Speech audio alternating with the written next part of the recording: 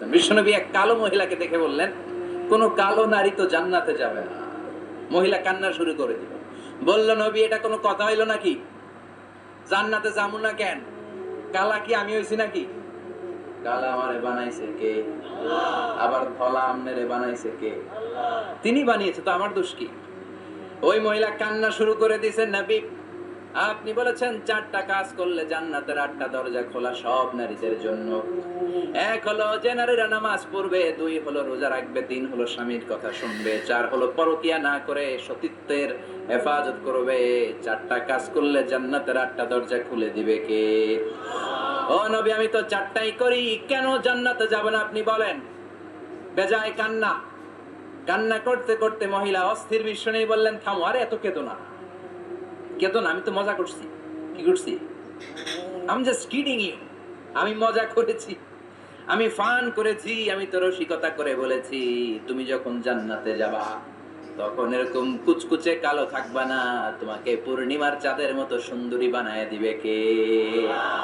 বিশ্ব সুন্দরী হয়ে হুরদেরকে ফেল করে তোমার রূপের ঝলকানিতে হুরেরাও ফেল। সুবহানাল্লাহ, এরকম সুন্দরী হয়ে যাবা। This is the sense of fun.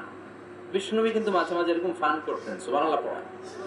আবার এক সাহাবী নাম আব্দুল উজ্জা, কালিমা পড়ার পর নাম হয়ে গেল আব্দুর রহমান। এই সাহাবীর সাথে সব সময় বিড়াল থাকে। কি থাকে?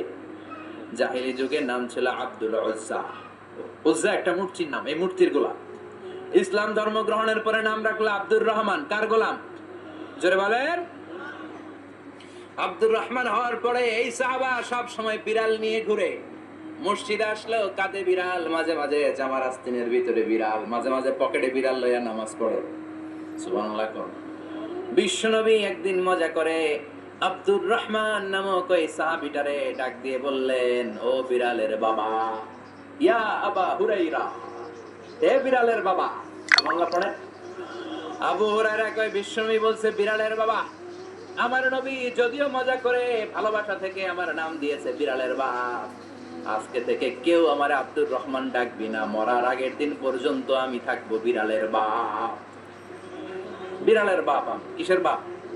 সুবহানাল্লাহ, কি ভালোবাসতো সাহাবারা। আবার বিশ্বনবী এক সফরে গেলেন।